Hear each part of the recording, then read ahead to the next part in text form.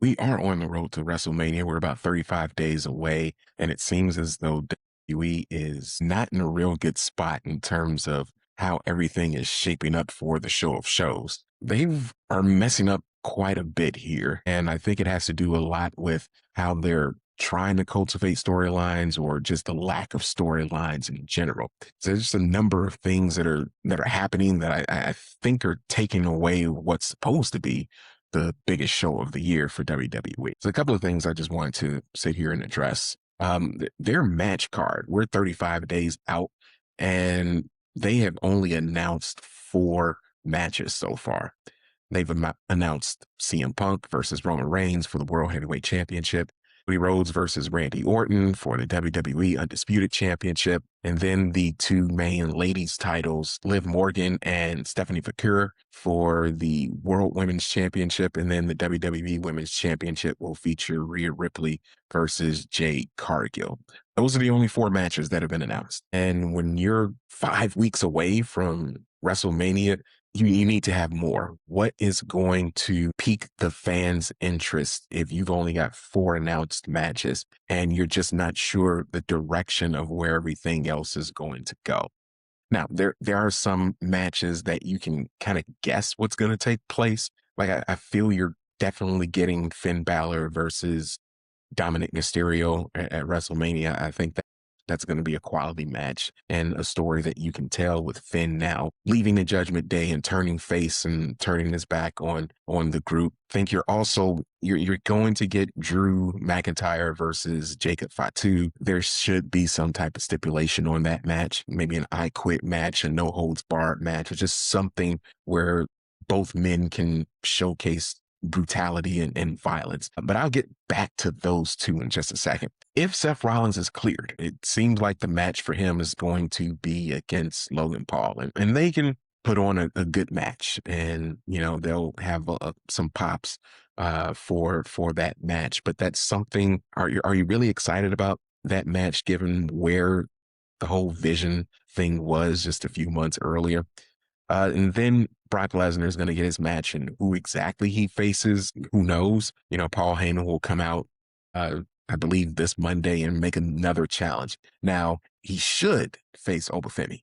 He should face Obafemi. I just don't know if he will, if reports are believed that Brock doesn't want to lose until whenever he decides to retire, which could be this year, next year, who knows? But there have been reports out there surfacing that he is pressuring creative, more or less, or Paul Heyman's pressuring creative, that Brock just shouldn't lose. So if you're building up someone like Obafemi, sure, that could be a star-making turn for him, but I don't know if that's the match for Obafemi. I think you would halt his momentum if you would have put him up against Brock and Brock goes over clean. The other thing that's really troubling for WWE right now is really just the lack of stories, the lack of build, the lack of interest that's going to get you really into WrestleMania. And that is a key problem. I mean, the one story right now that is working, that is rock solid, no questions asked, is CM Punk and Roman Reigns. The 2 promos that they've cut on each other and the 2 face-to-faces that they've had have been absolutely tremendous.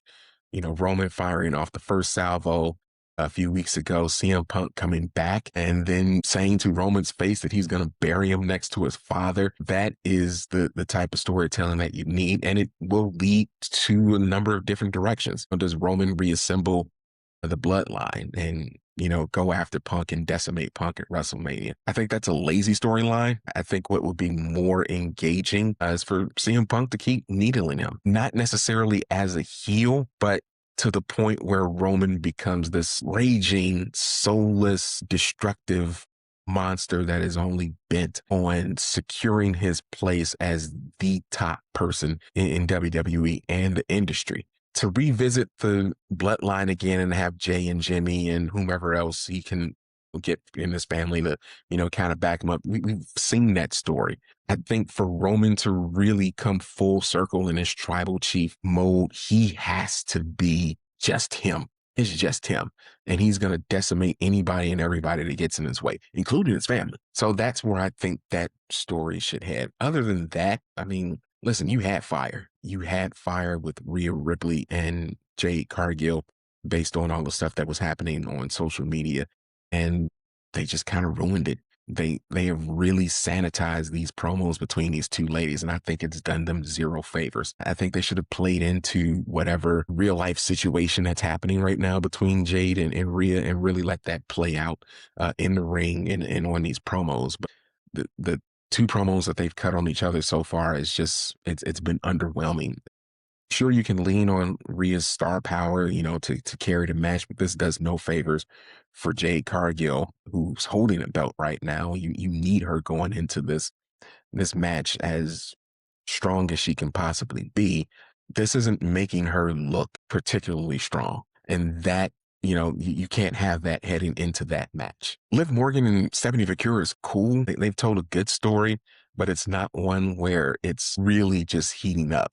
And I think the more intriguing story really is how Liv may get screwed over by Raquel Rodriguez, going into this match. I think that's the real story there. And I think somehow, some way they should have found a way to get Raquel Rodriguez involved in this match, make it a three-way somehow. I just think that was another missed opportunity for WWE.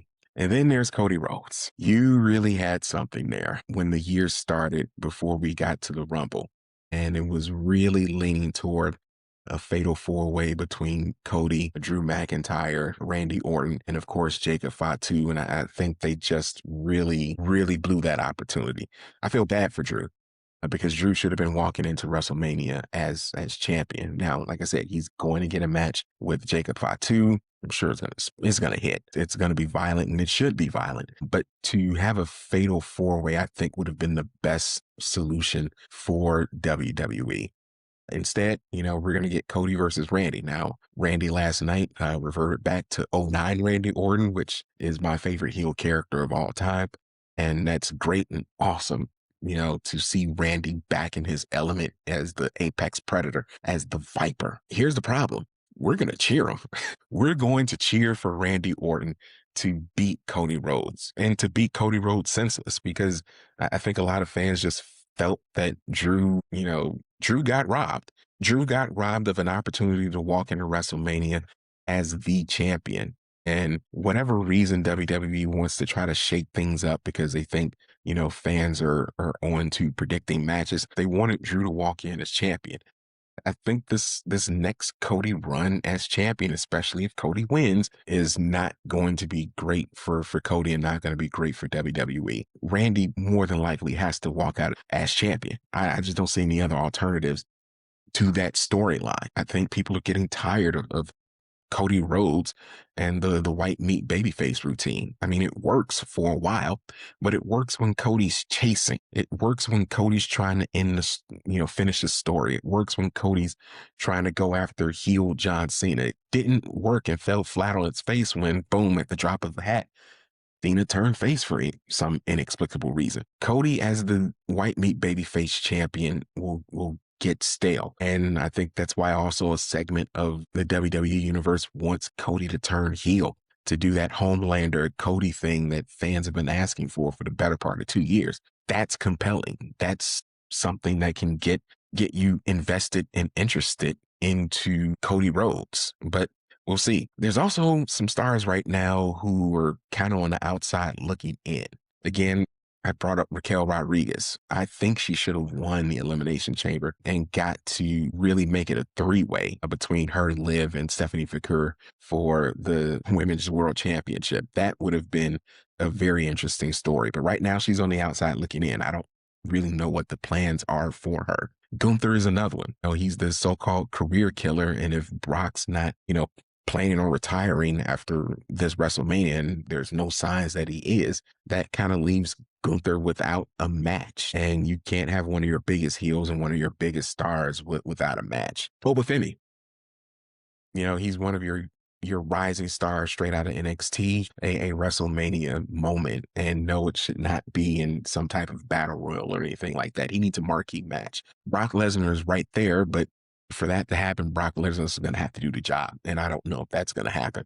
Then there's Trick Williams. Now, he could have a match with Sami Zayn at WrestleMania, but I mean, it'll be a good match. But Sami Zayn is another character along with Trick Williams where the direction of their characters and their stories just got lost. It looked like Sami was interjecting himself into the WWE Championship picture, and then they just flipped the script and had Cody win the title from Drew, and now Sami Zayn is also on the outside looking in along with Trick Williams. It's just a lot right now. It is a lot. I know injuries have played a part in it, and not having Seth there, or maybe Seth's not medically cleared yet, not having Bianca Belair because that was the proposed matchup for the WWE Women's title was Jade versus Bianca Belair. Obviously, Bianca's still rehabbing from her broken hand, or more so, one of her fingers where the knuckle was broken and in attendance fell off the bone. That was there. We've been missing Kevin Owens for the better part of 2 years, but we knew he wasn't coming back. A lot of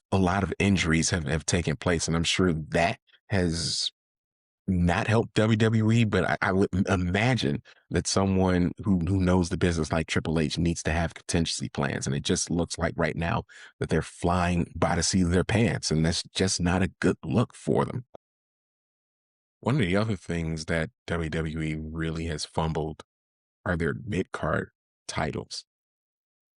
So Dom Mysterio had the Intercontinental title and then, just lost it to Penta on a random Raw a couple of weekends ago.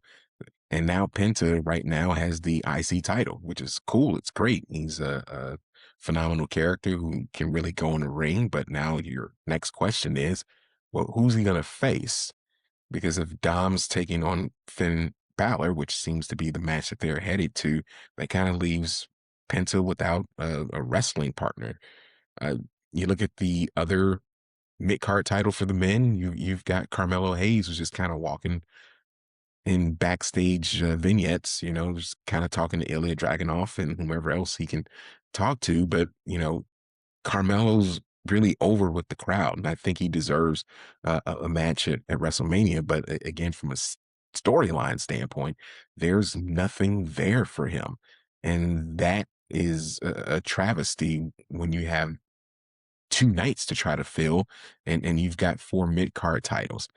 On the women's side, I mean, Bailey's taking on AJ Lee for the IC women's title, and that could go either way. It may seem like Becky Lynch is in the mix, but right now Becky's on the outside looking in. I don't see how you can go into another WrestleMania without Bailey in a WrestleMania match somehow. So does that become a triple threat between the three of them? And then there's Julia, who's seems to, at least from a storyline perspective, been more concerned about trying to grab the women's tag team titles as opposed to actually defending her United States championship. And maybe now that Tiffany Stratton has officially kind of put her hat into the ring to try to come after Julia, that they can make a match there. But, that's cool, but also, build the story for that. Don't just have that come out of the blue. And these are the type of things that I think that have fans frustrated because you have these titles and nothing really seems to be done with them. Don't even get me started on the tag titles because the Usos are holding on to belts and they seem more preoccupied with CM Punk than they do with actually, defending their titles. Then you have, of course, Solo Sikoa and MFTs holding the title, and they are in this endless war with with Uncle Howdy and his clan, and which no one's really looking to see that either. And you have legitimate tag teams out there that could actually make a claim to the title, but they put Damian Priest and R-Truth into some ragtag, tag team that's now looking to take the titles off of Solo Sikoa and the MFTs. A lot of this, all of that, from a mid card title standpoint, just makes zero sense. And that is a shame because when tag team wrestling is done right, it can be compelling. Your mid card titles should be your workhorse titles, and that should really feature the bulk of your talent. But WWE has just dropped the ball on pretty much all of that. And then finally, the lack of interest, also has to do with how TKO has handled this whole thing. you don't jack ticket prices up to the point where fans are just disinterested. And there was a report that just came out in the last couple of days that they've dropped the price on some of their ticket prices to try to entice fans to, get to Las Vegas. But, again, when you jack the prices up to the point where your, diehard average fan can't afford it, there's going to be some blowback to that. When you don't have, great stories, there's going to be some blowback to that. When you have injuries, there's going to be some blowback to that. All of this is just making WrestleMania 42 seem a lot like WrestleMania 32. And we all know how that one went down. That there was a lot of matches that no one really cared about. The main event of Triple H versus Roman Reigns fell completely flat. It was just not a good WrestleMania. Outside of a couple of matches, we could be headed toward a WrestleMania that will more likely fit the bill of WrestleMania 32 as opposed to some more recent WrestleManias that really hit. Let me know what you think.